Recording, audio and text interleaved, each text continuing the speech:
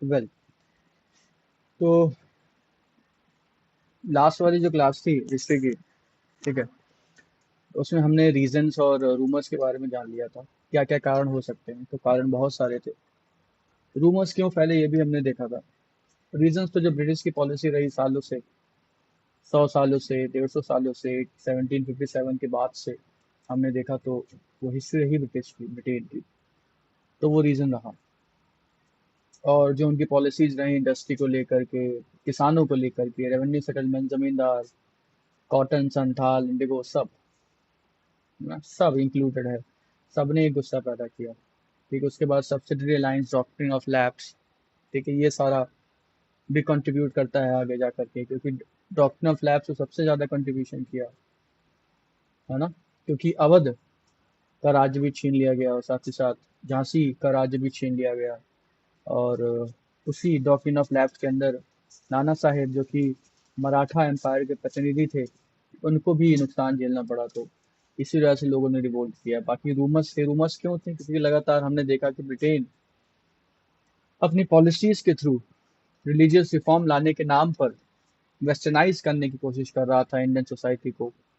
और क्रिश्चियनाइजेशन या क्रिश्चियनिटी, इसे एवेंजलाइजेशन कहते हैं। अच्छा, एक वर्ड होता है एवेंजलिस्ट, EVANGELIST, होता है एवेंजलिस्ट। वो भी वही होता है ना, जो क्रिश्चियनिटी फैलाने की बात कर रहे होते हैं, जैसे क्रिश्चियन मिशनरीज होते हैं, तो वही होते हैं। तो लोगों ने देखा था कैसे रिफॉर्म्स के नाम पर उनको लगा कि इंटरफेरेंस हो रहा है हमारे धर्म के साथ। तो उनके लिए ये मुश्किल बात नहीं थी बिलीव करना, है ना, क्योंकि वो पहले से जान चुके थे कि हाँ ऐसा हो रहा है। और जब ये रूमर फैला, काऊ फैट वाला या पिग फैट वाला या बोन डस्ट वाला, तो फिर तो लोगों ने भरोसा कर ही लिया। उसके बाद 10 मई 1857 को अ, मेरठ के जो सोल्जर्स थे उन्होंने रिवोल्ट किया। सारे ब्रिटिश मशीनरी को जला करके, जो भी फॉरेन दिखा उसको जला के, मार करके भाग के चले गए दिल्ली में। 11 मई की सुबह दिल्ली पहुंचते हैं। रमजान का महीना था। उस दिन बहादुर शाह जाफर, जो उस समय मुगल एम्परर थे, नाम के थे सिर्फ, उनके पास कोई पावर नहीं थी, क्योंकि ब्रिटिशर्स ने सारी पावर ले ली थी। और वो सिर्फ पेंशन पे जी रहे थे। ठीक है, उनको मानना पड़ गया। वो actually he was not willing at first.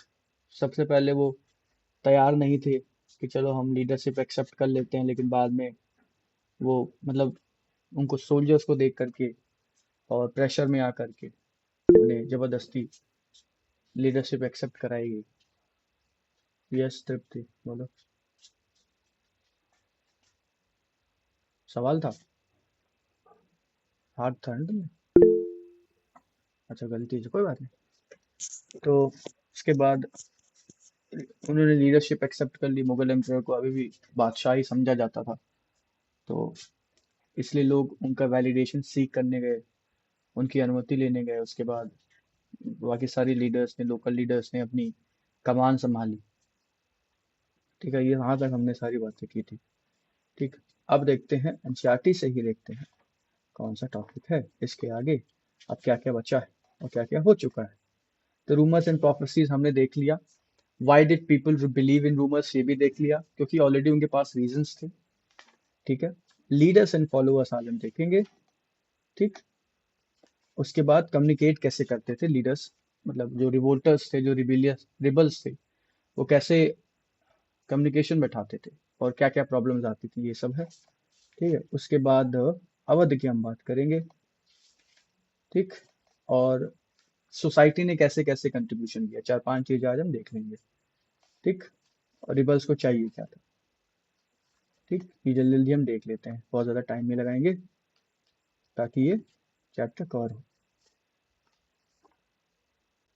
चलो, तो लीडर्स एंड फॉलोअर्स की बात हमने बहुत पहले भी, मतलब हर क्लास में लगभग कर ही लेते हैं ना। तो डॉक्ट्रिन ऑफ लैप्स लाया गया लॉर्ड डलहौजी के द्वारा 1850 के बाद, 1848 के आसपास। ठीक है, तो डॉक्ट्रिन ऑफ लैप्स में यही था कि अगर नेचुरल एयर नहीं है, अगर आपका उत्तराधिकारी आपका खुद का खून नहीं है, बायोलॉजिकल नहीं है, अगर वो अडॉप्टेड वगैरह है, या आपका भतीजा वगैरह है, भांजा वगैरह है, तो उसको हम राजा नहीं बनने देंगे। है, ये ब्रिटेन की पॉलिसी थी। और राजा नहीं बनेगा तो वो राज्य डायरेक्टली ब्रिटिश रूल के अंदर या कंपनी रूल के अंदर आ जाएगा। ठीक है, ये सारी बातें। ये था डॉक्ट्रिन ऑफ लैप्स। तो सबसे पहले अगर सवाल पूछा जाए कि सबसे पहले कौन सा राज्य था या कौन सी जगह थी जिसको डॉक्ट्रिन ऑफ लैप्स के अंदर लिया गया, कब्जे में लिया गया, तो महाराष्ट्र में एक जगह है सतारा। तो सतारा सबसे पहले शिकार बन गया डॉक्ट्रिन ऑफ लैप्स का।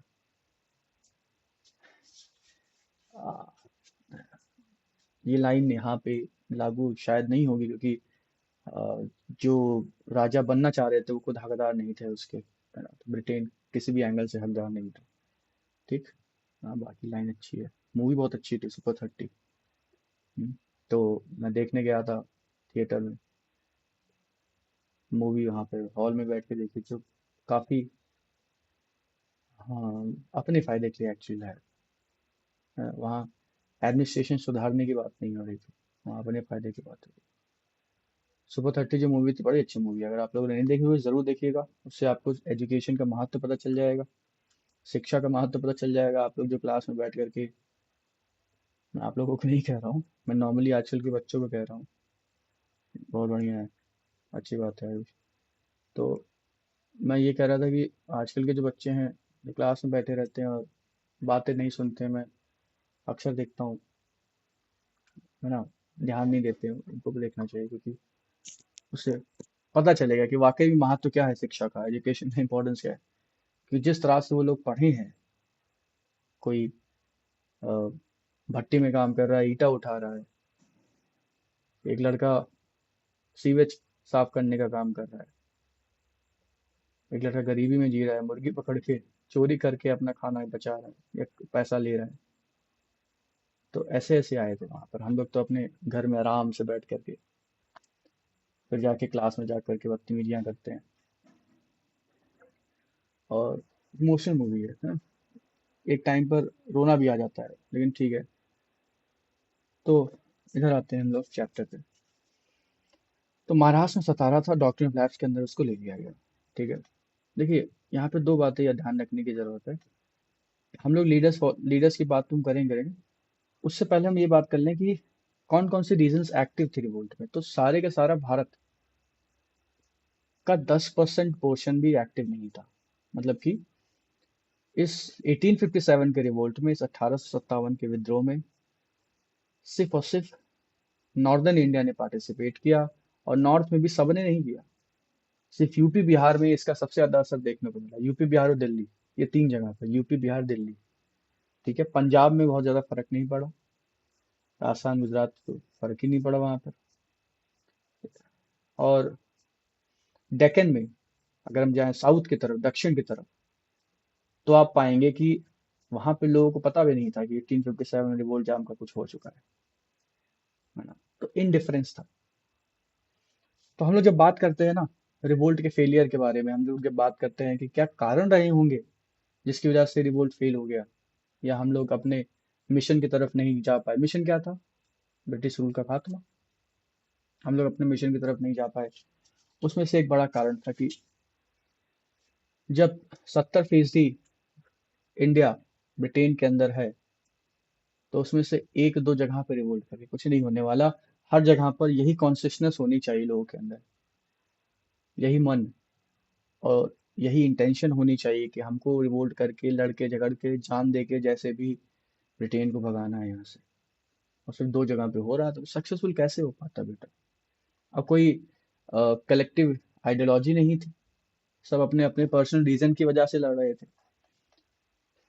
अगर रानी लक्ष्मीबाई का, मान लेते हैं, हम लोग बहुत इमेजिन करते हैं ना, अगर ऐसा हुआ होता तो ऐसा हुआ होता, तो उसको इमेजिन करने का कोई फायदा है होता नहीं कभी, लेकिन फिर भी चलो मान लेते हैं। अगर रानी लक्ष्मीबाई का राज्य ना लिया गया होता तो वो अंग्रेजों के खिलाफ ना लड़ती। ठीक है, इसलिए नाना साहब की पेंशन ना रोकी गई होती तो अंग्रेजों के खिलाफ ना लड़ते। अगर उनको उनको अच्छा ट्रीटमेंट मिला होता तो वो अंग्रेजों के खिलाफ क्यों जाते? ठीक है। तो सबके अपने लोकल रीजंस थे जिसकी वजह से उन्होंने इसमें पार्टिसिपेट किया, रिवोल्ट किया। तो एक कलेक्टिव आइडियोलॉजी नहीं थी, कलेक्टिव लीडरशिप नहीं थी, कोई एक सेंट्रल लीडरशिप नहीं थी। नाम, एक सेंट्रल नाम दे दिया गया था भले, किसका नाम दिया गया था? बहादुर शाह सेकंड जाफर का।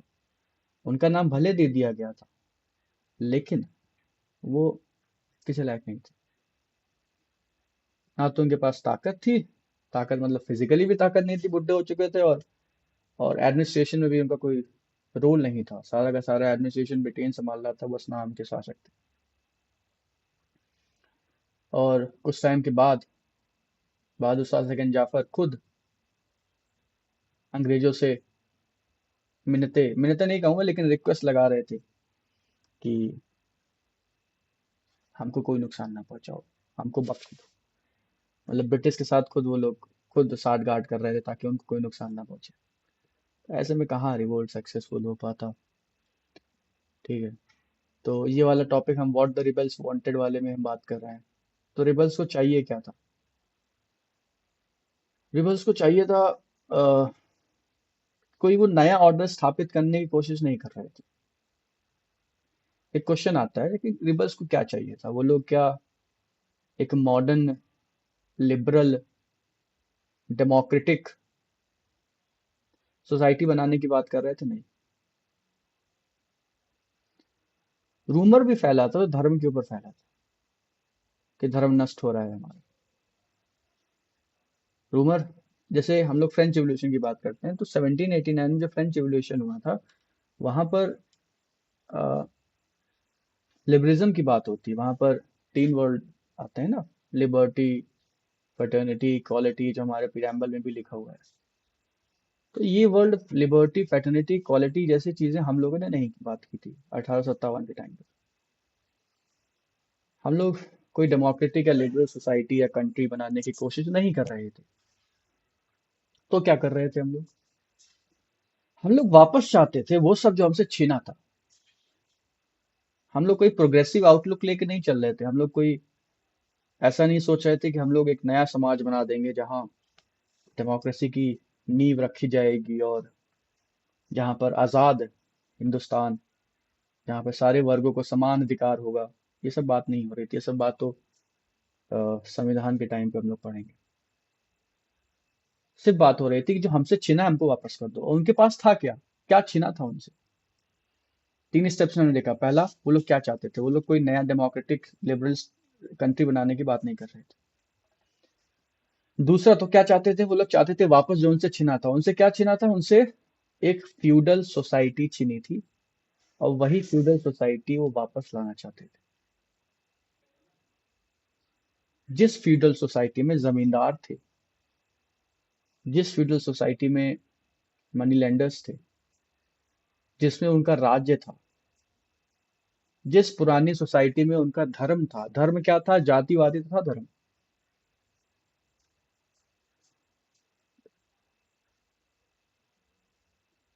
सैकड़ों हजारों सालों से सती का पालन करते आ रहे हैं। सैकड़ों हजारों सालों से कास्ट सिस्टम को निभाते आ रहे हैं। ये सती उनसे छीन लिया गया अंग्रेजों के द्वारा। ये कास्ट सिस्टम उनसे छीन लिया गया अंग्रेजों के द्वारा। क्योंकि पता है, आर्मी में, जो ब्रिटिश आर्मी थी, उसमें दिक्कत क्या आती थी उसमें? क्योंकि ब्रिटेन वगैरह से मतलब क्रिश्चियनिटी में कास्ट सिस्टम जैसा कुछ होता नहीं था। तो सारे ही कास्ट वालों को, सारी जाति वालों को एक ही बैरक में रखा जाता था। क्योंकि वहां पे अलग अलग कास्ट का तो बना नहीं जाता था। ठीक है, तो एक ही बैरक में रखा जाता था। तो कास्टिज्म था ही समाज में। और जो सोल्जर्स थे वो सोसाइटी से ही आ रहे हैं, किसान परिवार से ही आ रहे हैं, गांव से आ रहे हैं। तो उनके दिमाग में हमेशा रहता था कि हाँ, ये दूसरी जाति के हैं, या छूत जाति के हैं, नीची जाति के हैं, तो उनके साथ घुलना मिलना बड़ा मुश्किल हो जाता था। आर्मी के लिए बहुत जरूरी है कि आर्मी यूनाइटेड रहे, साथ रहे। लेकिन उसके लिए बड़ा मुश्किल हो जाता था आर्मी को साथ में रहना। ठीक है, ब्रिटेन को बड़ा मुश्किल हो जाता था।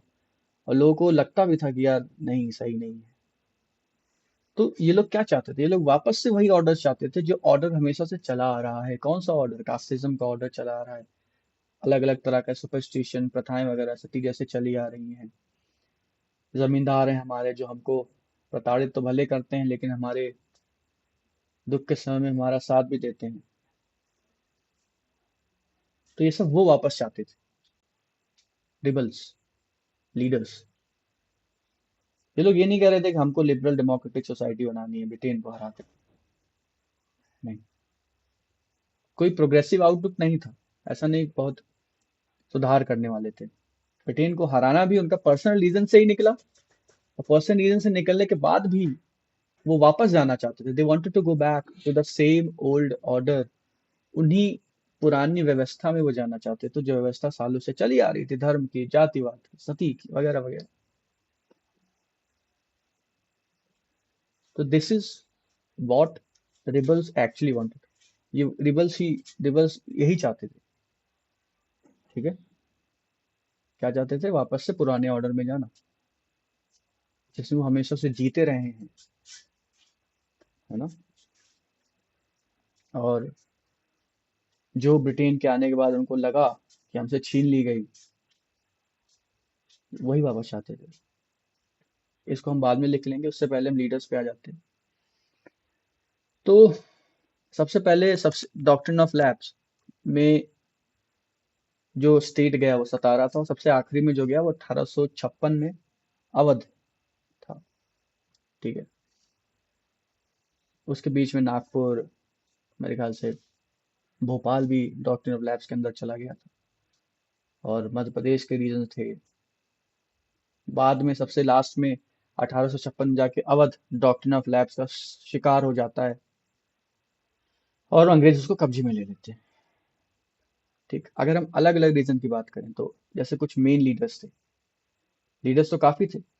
जमींदार भी रिवोल्ट कर रहे थे। जमींदार क्यों रिवोल्ट कर रहे थे? क्योंकि उनकी भी जमीनें चली गई ना।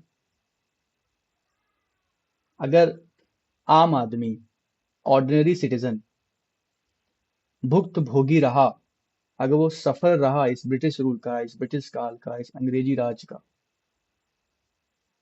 तो जमींदार या जोतेदार या बड़े आदमी, यहाँ तक कि राजा वाजा भी, उन्होंने भी बहुत झेला। राजा ने झेला सब्सिडी रिलायंस के नाम पे, उसके उससे सीना सेना छीन ली गई। जमींदार ने झेला, उसकी जमीनें चली गई। क्यों? क्योंकि वो टाइम पे रेवेन्यू नहीं दे पाया। हमने इसे पहले चैप्टर में पढ़ा। तो सब भुक्तभोगी रहे हैं। तो बहुत सारे जमींदार, तालुकदार, तालुकदार वही जिनके अंदर तालुक गांव वगैरह आते थे, जमींदारी टाइप के थे वो भी। तो जमींदार, तालुकदार ने भी रिवोल्ट किया ब्रिटेन के खिलाफ, और इस रिवोल्ट में पार्टिसिपेट किया। क्यों? क्योंकि वो भी झेल चुके हैं इस राज को। उनकी जमीनें चली गई ऑक्शन में, और उनके ऊपर प्रेशर डाला गया। उन्होंने बहुत झेला, मेंटल टॉर्चर, फिजिकल टॉर्चर, यहाँ तक कि अपना स्टेटस खो दिया। कभी वो एकदम सीना चौड़ा करके चलते रहे होंगे, यहाँ भैया हम जमींदार हैं, और उनके पैर जमीन पे नहीं पड़ते रहे होंगे, धूल मिट्टी में नहीं जाते रहे होंगे, है ना। लेकिन ब्रिटेन के आने के बाद उनकी हालत ऐसे हो गई थी जैसे धोबी का कुत्ता। ब्रिटेन से भी गरियाए जाते थे, लात लात खाते थे, और जब ब्रिटेन से लात खा के चले आते थे तो इधर भी उनकी इज्जत नहीं रह जाती थी। अगर आप मुझे देखो डेली मार खाते हुए, तो आपके मन में मेरी इज्जत गिर जाएगी, है ना। या मैं अपने आप को बड़ा 30 मार खा कहता था कि देखो मैं ऐसा हूँ, मैं वैसा हूँ, मैं ये कर देता हूँ, मैं वो कर देता हूँ। तो अगले दिन आपको देखें, हैं इनसे तो ये भी नहीं हो रहा है, छोटा सा काम। तो आपका स्टेटस का क्या होगा? आपकी रिस्पेक्ट की क्या होगी? आपकी वो जो बनी बनाई इमेज है, उसका क्या होगा? तो गिर जाएगी। और आपकी इमेज कहाँ से आती है? लोगों से आती है। अब लोग ही आपको मानना बंद कर देंगे। तो जमींदार और ताल्लुकदारों के साथ ये भी हो रहा था। जमीन गई, पैसा गया, स्टेटस गया, इमेज गई, ले। अब ब्रिटेन के खिलाफ जब इनको मौका मिला 1857 के रिवोल्ट में, तो उन्होंने भी एकदम मोर्चा खोल दिया। हम भी लड़ेंगे अब अंग्रेज के खिलाफ, कौन रोकेगा हमको, ना। तो जमींदार, ताल्लुकदारों ने भी पार्टिसिपेट किया। अब रानी लक्ष्मीबाई ने झांसी से मोर्चा संभाला। ठीक, रानी लक्ष्मीबाई का जो बेटा था वो अडॉप्टेड था, उनका खुद का बेटा नहीं था। हम्म, ये बात पता थी सबको। अंग्रेजों को भी बात पता थी। अब उन्होंने कहा कि हम आपको राज्य नहीं करने देंगे, राज्य नहीं करने देंगे। क्यों? क्योंकि आपका बेटा अडॉप्टेड है, और हम किसी बायोलॉजिकल बेटे को ही राज करने देंगे। तो रानी लक्ष्मीबाई ने पहले परसुएड किया, नहीं, नहीं माने तो उन्होंने फिर मोर्चा खोल दिया। चलो अब तो भैया तलवार ही बोलेगी मेरी, अब तलवार से ही बात करेंगे, आपको तलवार की भाषा समझ में आती है। तो उनकी बात मानी नहीं गई रानी लक्ष्मीबाई की। तो झांसी से उन्होंने मोर्चा संभाला। 1 साल बहुत बहादुरी से लड़ाई की उन्होंने। 1858 में जाके उनकी बैटल फील्ड पे ही मौत हो गई, शहीद हो गई वो। ठीक है। वहां पर ह्यू रोज नाम के ह्यू रोज नाम के एक कमांडर थे। जब रानी लक्ष्मीबाई मरी तो उस कमांडर ने रानी लक्ष्मीबाई के लिए कहा कि वो एक ऐसी लेडी हैं, या ऐसी लेडी थी, जो मर्दों में मर्दों की तरह लड़ी। कहने का मतलब कि she was a lady who was the only man among the main. या कह लीजिए ऐसे कि आदमियों के बीच में अकेली मर्द थी रानी लक्ष्मीबाई, है ना? थी औरत लेकिन थी मर्द। मतलब क्योंकि बहुत बहादुरी से लड़ी और बैटल फील्ड में उनकी जान चली गई।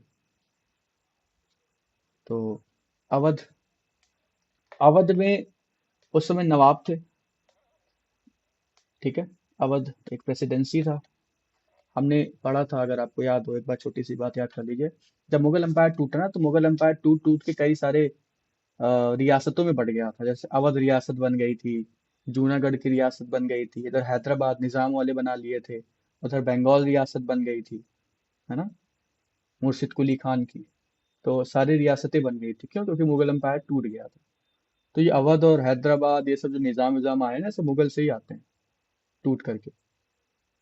कभी मुगल कोर्ट में कुछ ऑफिसर रहे होंगे, बाद में जाके उन्होंने अपनी रियासत बना ली। ठीक है। तो गए, अ, वाजिद अली शाह नवाब थे। उनका खुद का बेटा था, ऐसा नहीं था कि वो बायोलॉजिकल नहीं था। उनका खुद का बेटा था वो। क्या नाम था उनका? बिरजिस कादिर।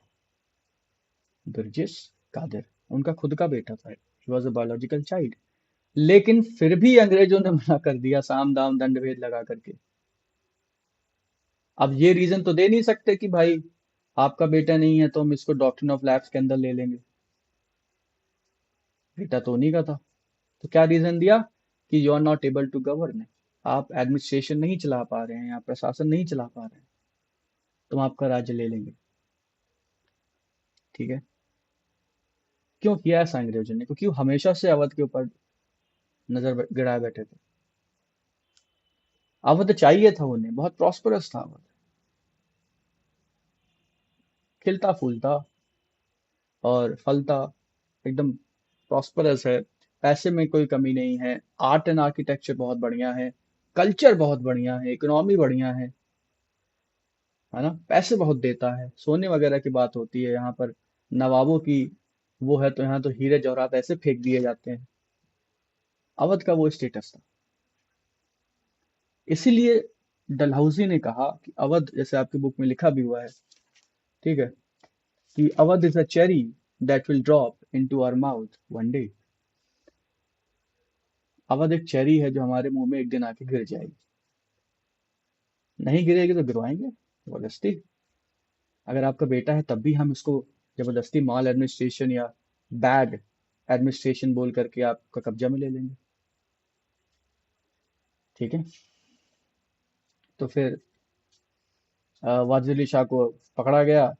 पकड़ के उनको भेज दिया गया रंगून, या मतलब उधर बंगाल वगैरह में कैद कर दिया गया, ईस्ट में। ठीक है। और बेजिस कादिर था, और उनकी बीवी थी बेगम हजरत महल। तो जब वाजिद अली शाह नहीं थे तो बेगम हजरत महल ने मोर्चा संभाला और रंगे जो खिलाफ लड़ाई लड़ी। तो वाजिद अली शाह एक बहुत ही अच्छे नवाब थे। मैं इसलिए कह रहा हूँ क्योंकि उनके अंदर जो अवध का कल्चर है वो बहुत ही तेजी से फैला था, और उन्होंने आर्ट एंड कल्चर के लिए, खास करके कला संगीत कलाकारों के लिए जो काम किया था, उसकी वजह से आज अवध जाना जाता है। हम लोग कहते नहीं, अवध लखनऊ, लखनवी नवाब, लखनवी शौक, ये सब क्या है? ये सब वहीं से आ रहा है। और उन्होंने एक आर्ट फॉर्म को, एक डांस को बहुत बढ़ावा दिया था, जो हमारा एक प्रमुख नृत्य है आज, कथक, है ना। तो कथक की जननी या कथक की भूमि अवध रही है, और वाजिद अली शाह ने बहुत सारे कथक डांसर्स को अपने कोर्ट में रखा था, उनको पैसा देते थे। अब देखिए, कोर्ट पैट्रनाइज करने का क्या मतलब होता है? पैट्रनाइज करने का मतलब होता है कि नवाब सपोर्ट कर रहे हैं डांसर्स को, कलाकारों को। तो मुगल जब गिरा, जब मुगल एम्पायर गिरा, तो सारे जो कलाकार थे मुगल एम्पायर के, वो कहाँ चले गए? कुछ अवध चले गए, कुछ हैदराबाद चले गए, कुछ उधर बंगाल चले गए। तो कलाकारों को सपोर्ट चाहिए होता है, वाजिद अली शाह ने कथक को वो सपोर्ट दिया था, और कथक को बहुत बढ़ावा दिया था। अगर आज कथक पॉपुलर है इतना और इतना बढ़ा, तो उसका कंट्रीब्यूशन, उसका एक श्रेय काफी वाजिद अली शाह को भी जाता है। बाकी म्यूजिशियंस को भी उन्होंने बहुत सपोर्ट दिया। ठीक है।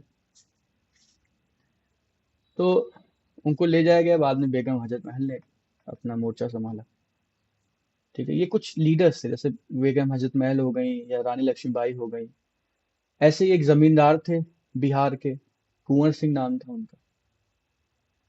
तो जैसे हमने अभी बात की, जमींदार क्यों लड़ाई लड़ रहे थे, तालुकदार क्यों लड़ाई लड़ रहे थे? क्योंकि उन्होंने अपनी जमीनें खोई, अपना स्टेटस खोया, अपना पैसा खोया, अपनी इनकम खोई है।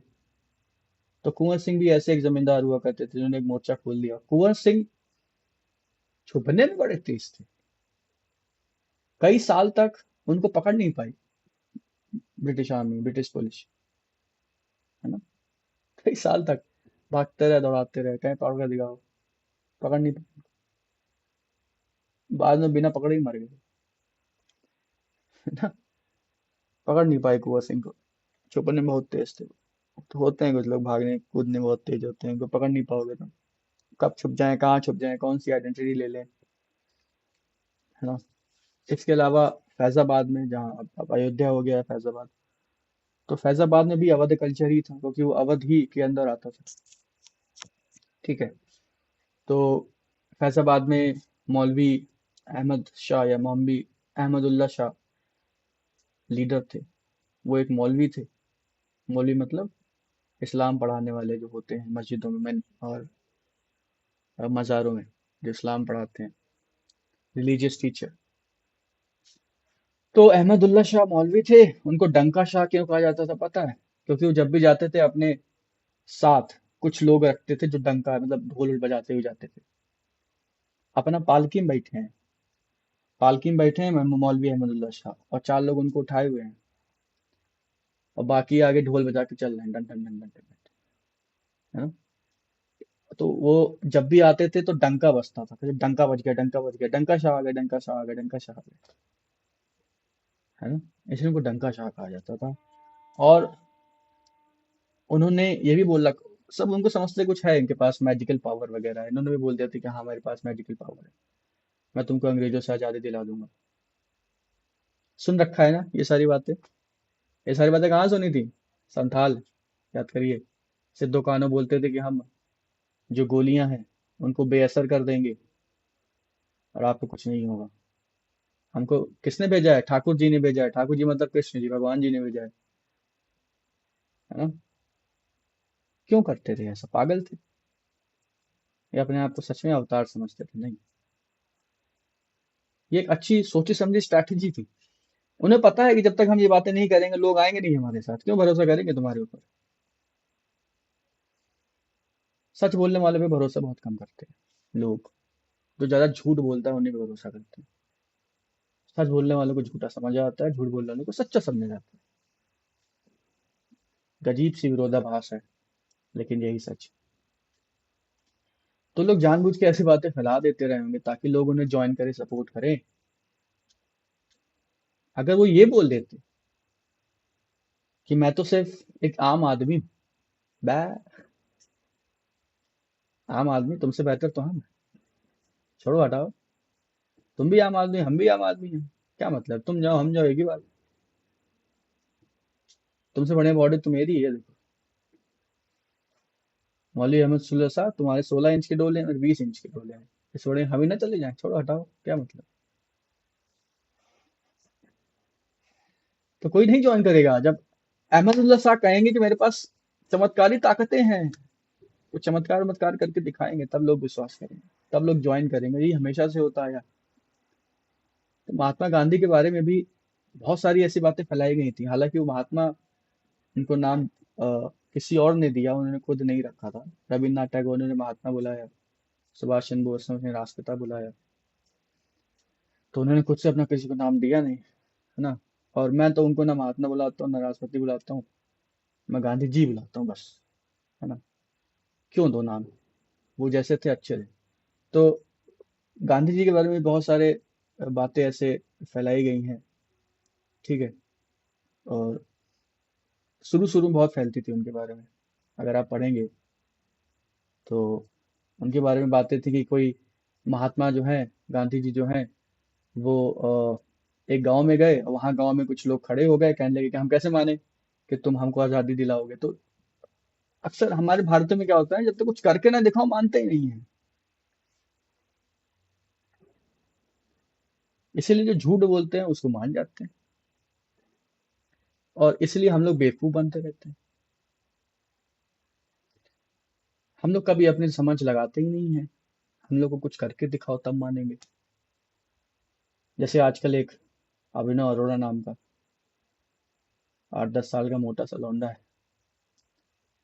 ना, सोशल मीडिया पे आया भी, उसके बाद एक्सपोज भी हो गया, तो चल रहा है उसका। तो वो भी ऐसे बाबा बन के घूम रहा था, बाद में लोगों ने एक्सपोज कर दिया, देखो ऐसे पुराने पुराने वीडियो। और बहुत सारे बाबा ऐसे भी हैं, बोतल बाबा नाम के बोतल बाबा हैं, पता नहीं कौन कौन से बाबा हैं, पर्चा उर्चा निकाल देते हैं, आज तुम्हारा पर्चा बना दे लाओ। ये सब क्या हो रहा है? ये सब तुमसे कहा जा रहा है कि तुम बेवकूफ हो। हम्म। तो नहीं मानते थे हम इंडियंस, आज भी वही हाल है। 100 साल, कितने साल हुए हैं? 100 साल हुआ है, 200 साल हुआ है आजाद हुए, मतलब 1857 के बाद से, है ना। तो 100-200 साल बहुत बड़ा टाइम नहीं होता है, इतनी जल्दी सोसाइटी रिफॉर्म नहीं होती है। हम्म। इसका मतलब समझ रहे हो, यहाँ से खतरनाक बात निकल के आ रही है। खतरनाक बात यह है कि अगर आप 100 साल भी जी जाओ तब भी आप कुछ नहीं पढ़ पाओगे। तो इसीलिए लीडर्स फेल हो जाते हैं। कितनी अच्छी अच्छी बातें करी स्वामी विवेकानंद ने, कोई मानता है फिलहाल? तो ये थे अहमदुल्ला शाह, जिन्होंने फैजाबाद से मोर्चा संभाला। ऐसे खान बहादुर खान थे, जिन्होंने बरेली के साइड से मोर्चा संभाला था। तो ये सब लीडर्स थे जिन्होंने, ऐसे ही और भी छोटे मोटे लीडर्स थे, ऐसा नहीं है कि अकेले लीडर्स थे, लेकिन इनका नाम ज्यादातर क्यों लिया जाता है, क्योंकि इन्होंने कुछ वाकई में करके दिखाया, बड़ा करके दिखाया, या कह लीजिए कि प्रभाव डाला, इन्फ्लुएंस डाला। बाकी तो जमींदार भी लड़ रहे थे, तालुकदार भी लड़ रहे थे। समझ समझ में आया यहाँ तक?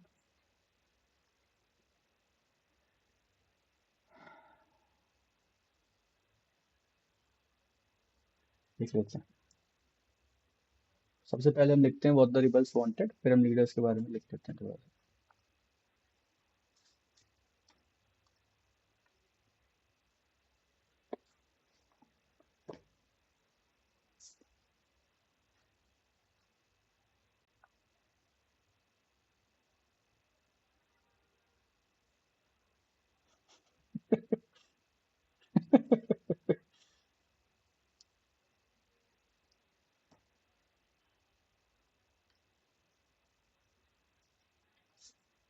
दोस्तों के बिना लाइफ अधूरी है। चलिए, what the rebels wanted.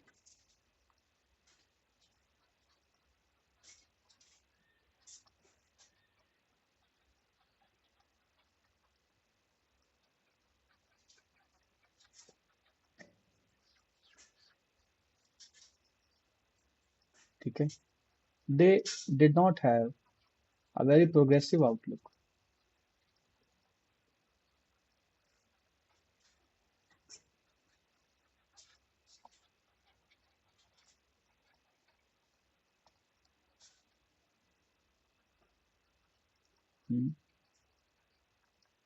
It was not as if, it was not as if they wanted to establish ऐसा नहीं था कि वो कुछ डेमोक्रेटिक या लिबरल सोसाइटी वगैरह बनाने की बात कर रहे थे। दे वांटेड टू स्टैब्लिश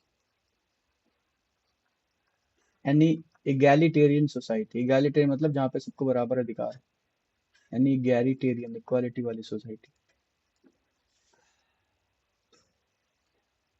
ठीक है।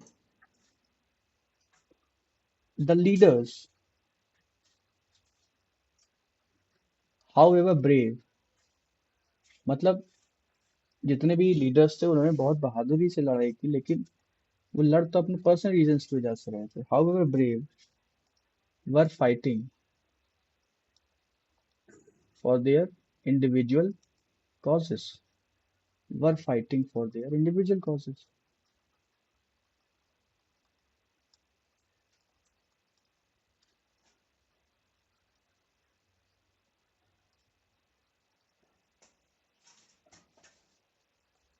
ठीक है। All they wanted was to restore the old order। All they wanted was to restore the old order। जो पुराना ऑर्डर है, पुराना सिस्टम चला आ रहा है, जैसा चल रहा है वैसा चलने दो वाली सोच लेके आगे बढ़ रहे थे। All they wanted was to restore the old order.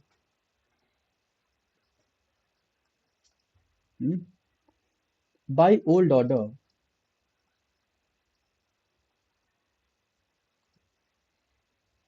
Old order से क्या मतलब? By old order it is meant that their religious practices be restored। their religious practices be their religious practices be restored। उनकी जो धार्मिक प्रथाएं थी जिनको change वेंज कर दिया गया था, जिनमें इंटरफेरेंस लाया जा रहा था, उसको चेंज किया जाए ना, मतलब उसको वापस किया जाए। And and the feudal society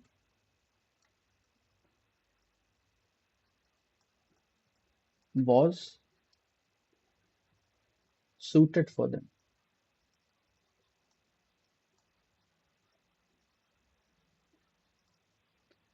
वो अपने जो पुरानी सिस्टम चला आ रहा है जमींदारों का,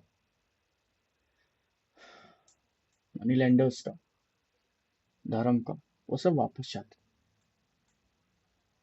हम जैसे थे हमको वैसे रहने दो अंग्रेज। ठीक है। और कहीं अंग्रेज मान जाते कि ठीक है तुम जैसे हो वैसे रहो, हम कुछ नहीं करेंगे, तो शायद वो रिवोल्ट भी ना करते।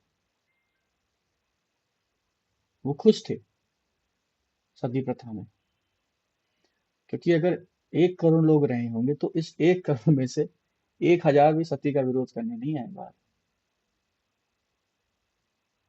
तो लगभग हम कह सकते हैं मेजोरिटी ऑफ द पॉपुलेशन जो इस धर्म में मान रहे थे सब खुश थे उससे। अनटचेबिलिटी आर्मी में भी थी। हम ये भी देखते हैं कि जब उनको ओशन क्रॉस कराया जाता था, क्योंकि लड़ाई लड़ने के लिए जगह जगह जाना पड़ता था आर्मी को, क्योंकि ब्रिटेन की सिर्फ यहाँ पे इंडिया में कॉलोनी थी नहीं, ब्रिटेन की तो पूरी दुनिया भर में कॉलोनी थी, तो उनको ले जाया जाता था सोल्जर्स के फॉर्म में। और जब वो ओशन क्रॉस करके जाते थे तो अ, लोग फिर कहते थे कि भाई तुम अब जाति से बाहर हो चुके हो और हम तुम्हें वापस समाज में नहीं लेंगे, यू आर आउटकास्ट है। अब सोसाइटी बिरादरी से बाहर हो गए थे। तो यही सब वापस चाहते थे, वो कुछ नया थोड़े बनना चाहते थे। ठीक है। बाकी हम बात करें लीडर्स की।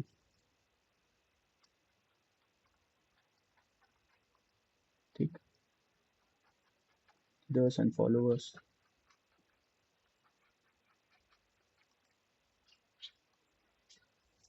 तो बात ये है, अलग अलग हम बात करते हैं।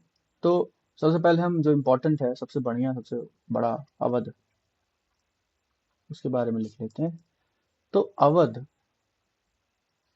It was annexed. एनेक्स मतलब कि उसको कब्जा किया गया था। It was annexed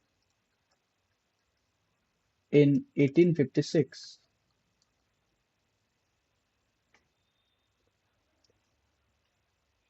by doctrine of lapse, ठीक है, on the reason of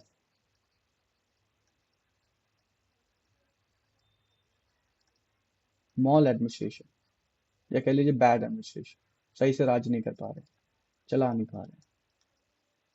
आपको पता है, आपने पढ़ा होगा पॉलिटी में, पॉलिटिकल साइंस में, कि आज जब इमरजेंसी लगाई जाती है, मतलब 352 के अंदर, 352 वाली कौन सी इमरजेंसी है? नेशनल इमरजेंसी है। 356 वाली स्टेट इमरजेंसी, 360 वाली फाइनेंशियल इमरजेंसी। तो 356 वाली जो प्रेसिडेंट रूल है, जो स्टेट इमरजेंसी है, ठीक है, जिसमें सरकार को सस्पेंड करके प्रेसिडेंट रूल लगा दिया जाता है राज्य पे ना, पता है उसका एक रीजन क्या है? क्या रीजन दिया जाता है? यही रीजन दिया जाता है सेम, कि आप सरकार नहीं चला पा रहे हैं। तो कहीं ना कहीं, और आप आगे पढ़ेंगे कि हमारा जो ज्यादातर संविधान है वो 1935 के गवर्नमेंट ऑफ इंडिया एक्ट से आया है। जैसे पॉलिटिकल साइंस आपने पढ़ा होगा। तो 1935 वो ब्रिटिश टाइम पे था ना, ब्रिटिशर्स ने ही लाया था उसको। तो हमारा संविधान कहीं ना कहीं अंग्रेजों की झलकियां दिखाई देता है। तो माल एडमिनिस्ट्रेशन के नाम पर डॉक्ट्रिन ऑफ लैप्स के अंदर ले लिया गया। दो, हालांकि British Qadir was the original son, originally biological son, was the biological son of Nawab of Awadh, Wajid Ali Shah,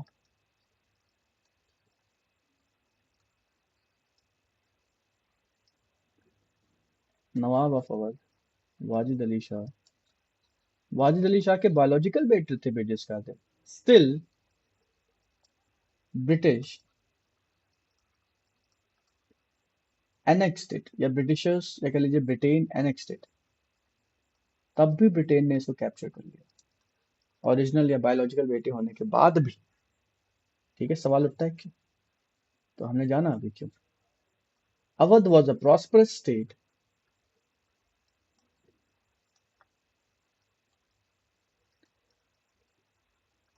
and East India Company East India Company wanted to capture it anyhow.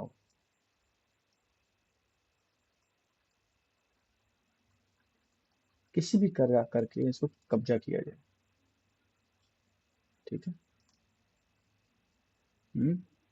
Lord Dalhousie,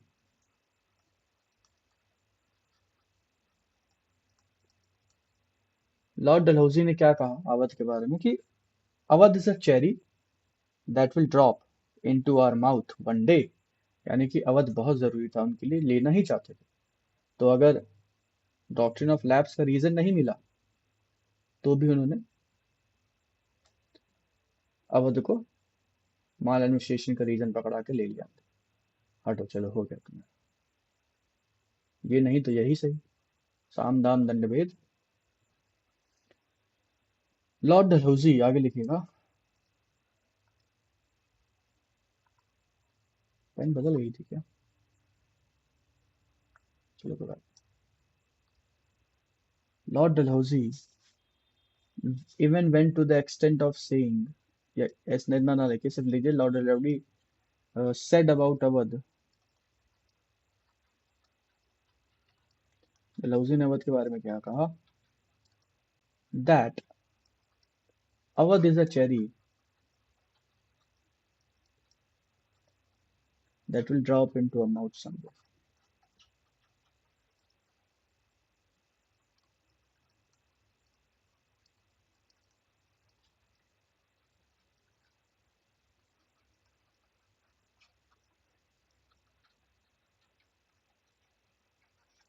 है ना, this shows the importance of Awadh. ठीक है। after Wajid Ali Shah was captured, Begum Hazrat Mahal fought against the British। Wajid Ali Shah was captured. His wife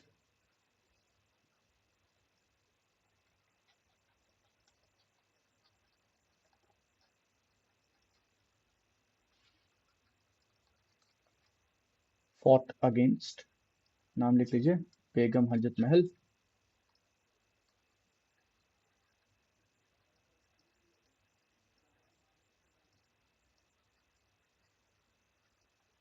fought against the British.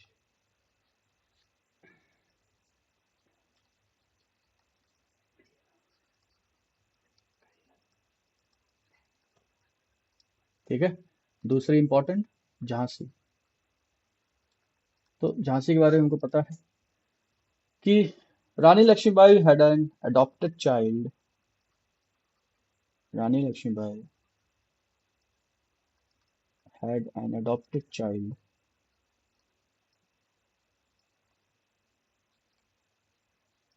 and Jhansi was also annexed.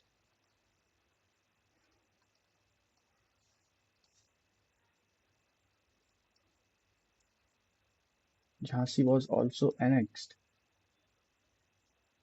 under Doctrine of Lapse. ठीक है, doctrine of lapse के अंदर झांसी को भी ले लिया गया था। ठीक है ना। तो रानी लक्ष्मीबाई ने भी एक बहुत ही बहादुरी भरी लड़ाई लड़ी।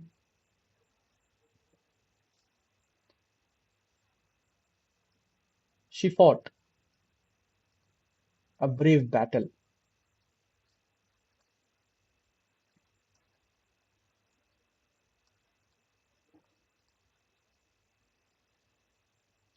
है ना, एंड फाइनली डाइड इन 1858, एक साल बाद फाइनली डाइड इन 1858।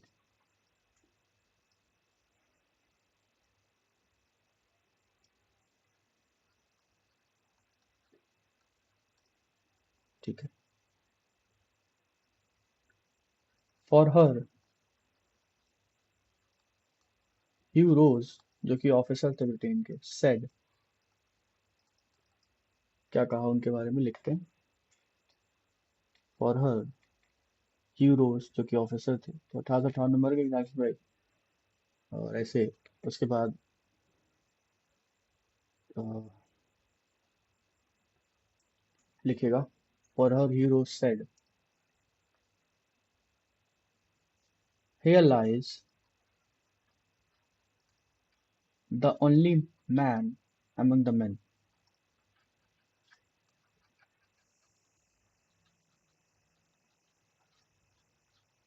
मतलब जब उनकी मृत्यु हुई होगी, वो रही होंगी वहां पर, तो उनके बारे में कहा होगा कि आदमियों में अकेली मर्द थी।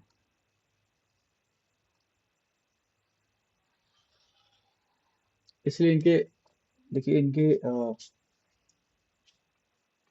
इनके कथन पे शायद लिखी गई होगी, पता नहीं कि क्यों, क्या उसका रिलेशन है। तो जो पोयम है ना, को लड़ी मर्दानी वो तो झांसी वाली रानी थी, तो मर्दानी उन्हें बुलाता था, क्यों? क्योंकि हीरोज ने उनके बारे में बोल दिया था कि here lies the only man among the men। ठीक है, तो मर्दानी बोला गया, मर्दों की तरह। इस तरह से डॉक्टर लैब्स के अंदर नाना साहेब जो थे, पेशवा बाजीराव सेकंड के अडॉप्टेड बेटे थे, उनको भी इसी तरह से हटा दिया गया। ठीक है। Nana Saheb was also adopted son of Peshwa Bajirao second. नाना साहब कानपुर से मोर्चा संभाले, लेकिन बाद में वहां से निकल गए थे, फिर कलकत्ता और ईस्ट में जाकर के वहां पे लड़ाई अपनी चालू रखी उन्होंने। तो नाना साहब was also an adopted son of Peshwa Bajirao second.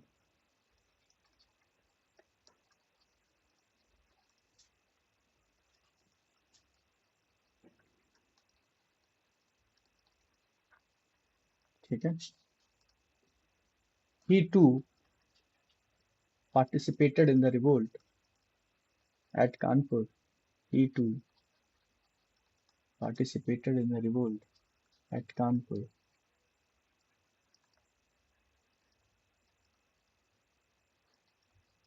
ठीक है। और बाकी from Faizabad,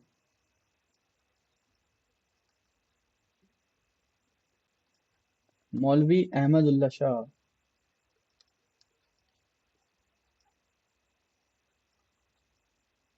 Ahmadullah Shah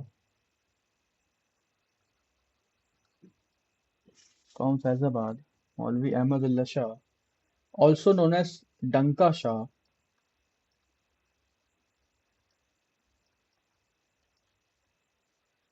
also known as डंका शाह, took the charge, मतलब लड़ाई लड़ी, चार्ज लिया, and gathered many followers, कई सारे followers आए उनके, gathered many followers after claiming miraculous powers। उन्होंने ये भी तो क्लेम किया कि मेरे पास बहुत सारी मिराकुलस शक्तियां, आ जाओ मेरे पास, हम लोग हराएंगे ब्रिटिशर्स को, नहीं कर पाएंगे हमारा कुछ।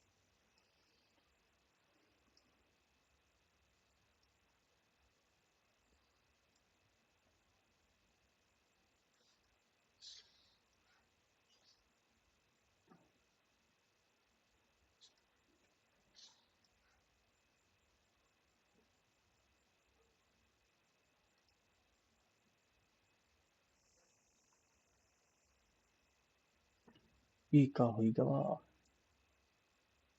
जूम हो गया क्या इसमें? लेकिन कुछ तो हुआ है। चलिए ऐसे हो के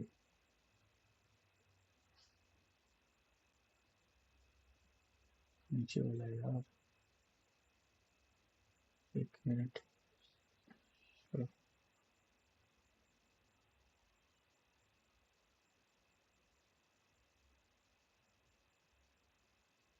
चलो फिर।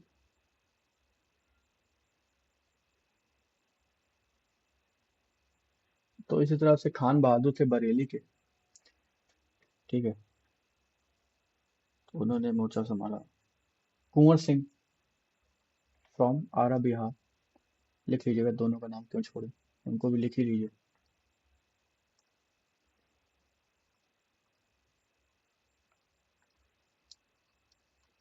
Khan Bahadur from Bareilly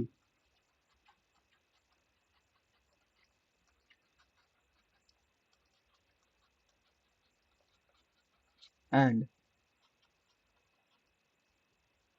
Kunwar Singh from Bihar, Jagdishpur Bihar, Kunwar Singh from Jagdishpur Bihar,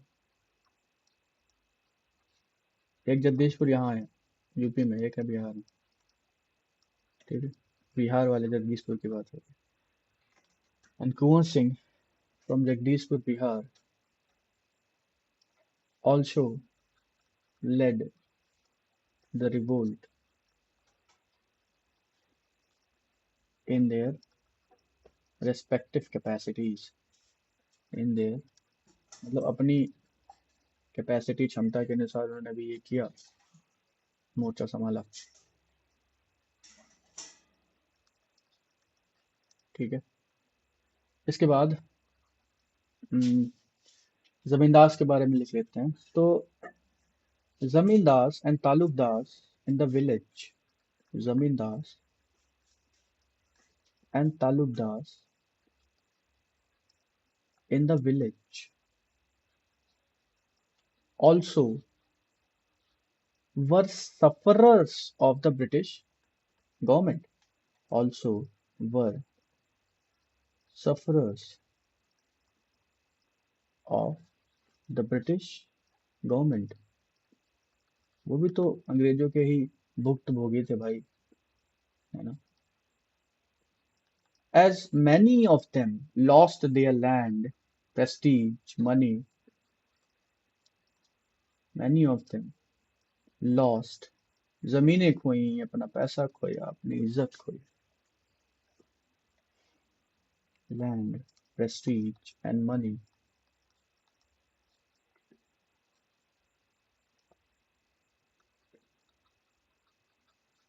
ठीक है। They also revolted, yeah, they also participated in 1857 revolt.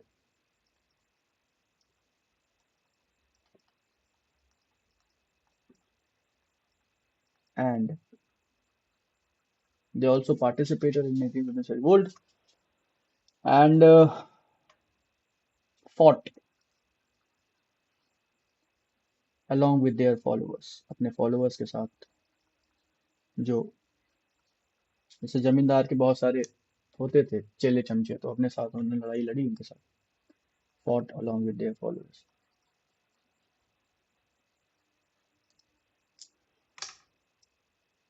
ठीक है।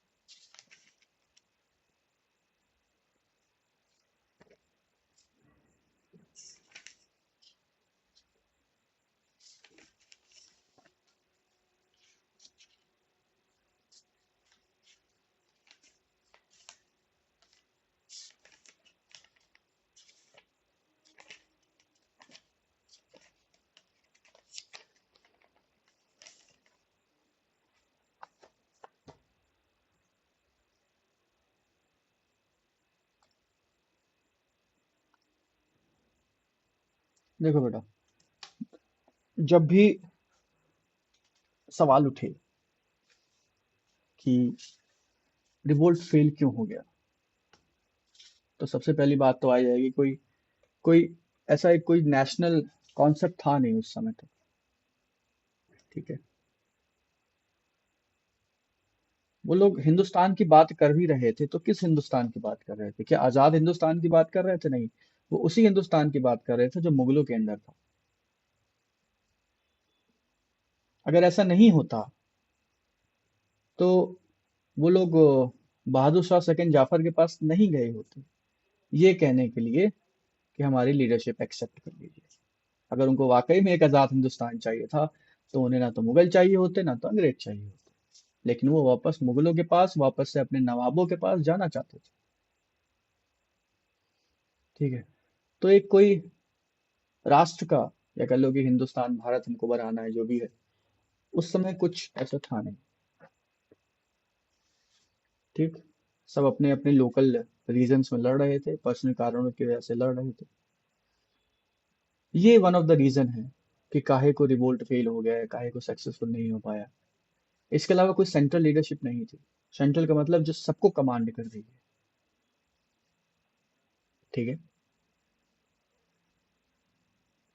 और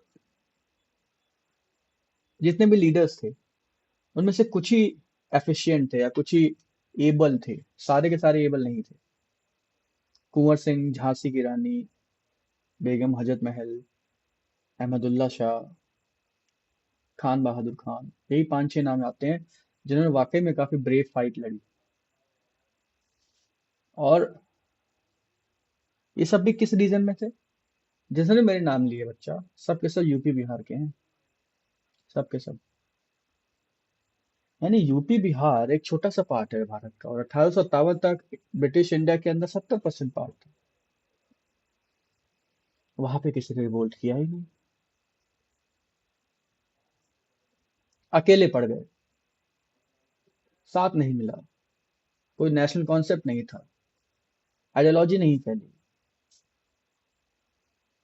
पंजाब नहीं लड़ा, महाराष्ट्र नहीं लड़ा, साउथ इंडिया को पता ही नहीं चला, नॉर्थ ईस्ट इंडिया को इनडिफरेंट था उसको, तो फिर क्या ही मतलब था। ठीक। तो lack of central leadership, they were fighting for their own causes, own local reasons. Coordination था बट उतना भी अच्छा स्ट्रॉन्ग कोऑर्डिनेशन नहीं था। हम कम्युनिकेशन में आते हैं इसके बाद। तो ये सब रीजंस हम दे सकते हैं जब हम बात करेंगे फेलियर्स ऑफ द रिवोल्ट के बारे में, है ना। तीन चार रीजन: कम्युनिकेशन की कमी, सेंट्रल लीडरशिप नहीं थी, नेशनल कॉन्सेप्ट नहीं था, लोकल रीजंस के लिए लड़ रहे थे। ठीक है। इसलिए, और इंडिया का सिर्फ यूपी बिहार दिल्ली का ऐसा रीजन था जहां पर वाकई में लोगों ने आकर के पार्टिसिपेट किया। ये सब रीजंस हैं फेलियर के। कम्युनिकेशन कैसे बैठाते थे? तो कम्युनिकेशन ये लोग पंचायत वगैरह करके बैठाते थे। पंचायत और जो कैवलरी था, घोड़े, हॉर्सेस, ये दो तरीके थे। हर गांव में पंचायत होने लगी जब 1857 का रिवोल्ट शुरू हुआ और मेरठ से सैनिक भाग करके गए दिल्ली की तरफ। उसके बाद लोगों को पता चला कुछ दिन में। मजेदार बात यह थी कि जब वो मेरठ से दिल्ली गए उसके कुछ दिन तक शांति थी, 1 हफ्ते 10 दिन तक। मतलब अगर 11 मई को पहुंचे वो लोग लाल किला, जहाँ पे बहादुर शाह सेकंड जाफर अपनी नमाज पढ़ रहे थे, तो 17-18 मई तक शांति थी, मतलब कुछ नहीं हुआ। उसके बाद से रिवोल्ट फिर धीरे धीरे गैदर होना शुरू हो गया। तो इससे हम जान सकते हैं कि 1 हफ्ता कहाँ चले गए होंगे वो लोग। वो लोग कम्युनिकेट करने के लिए और रिसोर्सेस रिसोर्सेस ढूंढने के लिए चले गए होंगे, है ना। तो गांव गांव में पंचायत होने लगी, हर गांव में पंचायत होने लगी। वहां पे, और पंचायत भी कौन ले रहा था? वहां का पंच वंच नहीं ले रहा था, वहां के जो आर्मी मैन है वो लोग जाकर के पंचायत ले रहे थे, क्योंकि उन्होंने रिवोल्ट कर चुके थे, वो आर्मी से भाग गए थे। आर्मी मैन जाकर के पंचायत बैठा रहा है और कम्युनिकेशन स्थापित कर रहा है। फिर वहां पे स्ट्रैटेजी बनाई जा रही है, प्लानिंग बनाई जा रही है, फ्यूचर कोर्स ऑफ एक्शन क्या होना चाहिए, हम लोग कैसे लड़ाई लड़ेंगे, सब बातें की जा रही हैं। ठीक है। और फिर हॉर्सेस, कैवलरी मैन जाकर के कम्युनिकेट कर रहे हैं गांव गांव से, है ना। तो ऐसे बातें फैल रही हैं।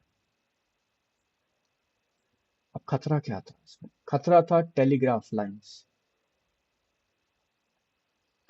टेलीग्राफ नाम का एक कम्युनिकेशन होता था, उसमें ऐसे मशीन होती है, ऐसे टिप टिप टिप टिप करते हैं, उसमें डॉट डॉट डॉट करके मोर्स कोड आता है। तो टेलीग्राफ लाइंस एकदम लैंड लाइंस की तरह थी, जैसे बिजली के तार नहीं बिछे होते हैं वैसे टेलीग्राफ के तार बिछे हुआ करते थे। तो ब्रिटिशर्स का जो कम्युनिकेशन था ड्यू टू टेलीग्राफ बहुत बढ़िया था, है ना। हमारा नहीं था। हमको टाइम लगता था एक जगह से दूसरी जगह जाने, हम घोड़े में दौड़ के जा रहे हैं, घोड़े पे बैठ के जा रहे हैं, या नदियों नावों से जा रहे हैं, जैसे भी जा रहे हैं। अब ब्रिटिश बस टेलीग्राफ के थ्रू कम्युनिकेट कर देते थे। तो हमारी चालें, हमारा मूवमेंट उनको पहले से पता चल जाता था। हम लोग पंचायतें बैठा रहे हैं गांव गांव में, मेहनत लग रही है, टाइम लग रहा है, और ब्रिटेन पहले से जान जा रहा है। क्यों? क्योंकि खबर पहुंचाने में हमको टाइम लगता है। ब्रिटेन को खबर पहुंचाने में टाइम नहीं लगता, क्योंकि उनके पास टेलीग्राफ है, और टेलीग्राफ बहुत जल्दी खबरें पहुंचा दे रहा था। टेलीग्राफ मतलब वैसे फोन की तरह ही है, यहाँ से फोन घुमाया वहां बात पहुंच गई। तो जितने भी लीडर्स थे रिबल्स,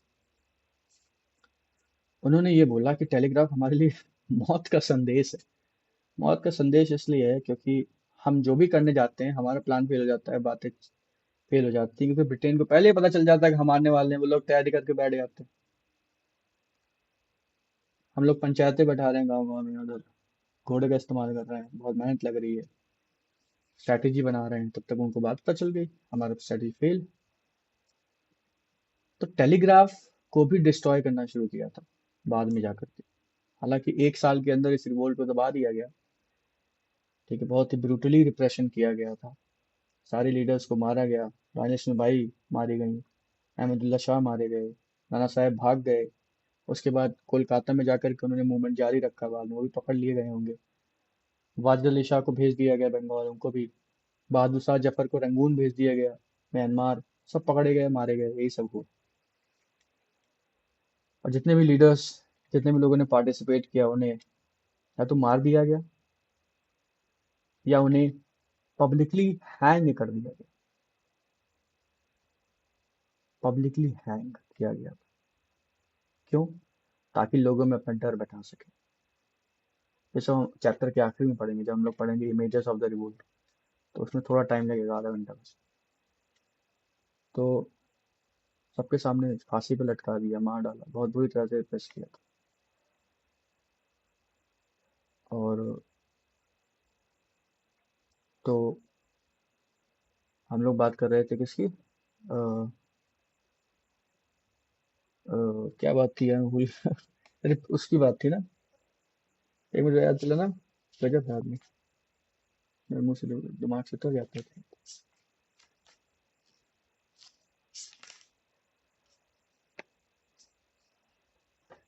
अरे याद दिलाओ, मेरे दिमाग से उतर गया है।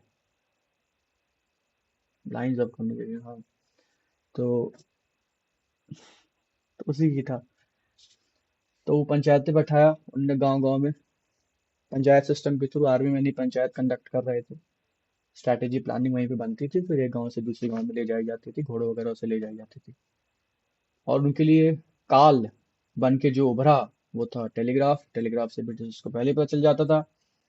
तो अंग्रेजों का जितना भी सिंबल है, चाहे वो ऑफिस हो, पोस्ट ऑफिस हो, पुलिस स्टेशन हो, कोर्ट हो, जो भी अंग्रेजों का है, सबको जला वला के, मार पीट के। और बहुत सारे अंग्रेजी अफसर को मार भी दिया गया, जिंदा जला दिया गया या उन्हें जान से मार दिया गया। और टेलीग्राफ लाइंस भी बाद में डिस्ट्रॉय की जाने लगी, ताकि जो कम्युनिकेशन है अंग्रेजों का, उनका खत्म हो सके। लेकिन तब तक बहुत देर हो चुकी थी। और हमारे पास रिसोर्सेज भी बहुत कम थे। हमने जो अंग्रेजों को लूट करके गोलियां बारूद और बंदूकें हासिल की थी, वही हमारे पास था और कुछ नहीं था। और कितना दिन चलता, कितनी ही लूट ली हमने, थोड़ी लूट पाए। कुछ दिन चला, उसके बाद हम लोग वापस से वही तलवार और पत्थर और कुल्हाड़ी इन्हीं सबसे लड़ाई कर रहे थे, जैसे संथाल लड़ रहे थे। तो कैसे टिक पाते? और हम लोग क्या यूनाइटेड थे? क्या हम लोग एक साथ आके लड़ाई लड़ रहे थे? नहीं। कुछ लोग लड़ रहे थे, कुछ लड़ ही नहीं रहे थे। हमारा जो, ये भी एक रीजन है, causes of failure of the revolt, जिसमें है कि हमारे पास रिसोर्सेज की कमी थी। हमारे पास जो भी एम्युनिशन था, एम्युनिशन का मतलब होता है गोला, गोला बारूद, वो लूटा हुआ था। क्योंकि हमारे पास इतने पैसे थे नहीं कि हम खरीद ले। सब कुछ तो ब्रिटेन के हाथ में था। उसके बाद हमारा जो पढ़ा लिखा वर्ग था, उसको पढ़ाया लिखाया अंग्रेजों ने। उनको इंग्लिश एजुकेशन मिली अंग्रेजों के द्वारा। उसने भी अंग्रेजों का साथ दिया, हमारा साथ नहीं दिया। ठीक है। तो नहीं सक्सेसफुल हो पाए हम इन सब रीजन्स की वजह से, कारणों की वजह से। ठीक है। तो लगभग चैप्टर कवर ही कर लिया हमने, बड़ी बड़ी बातें कर ली हैं। छोटी छोटी बातें एक दो बची हैं, वो एक क्लास और लगेगी बस। है ना? ठीक है।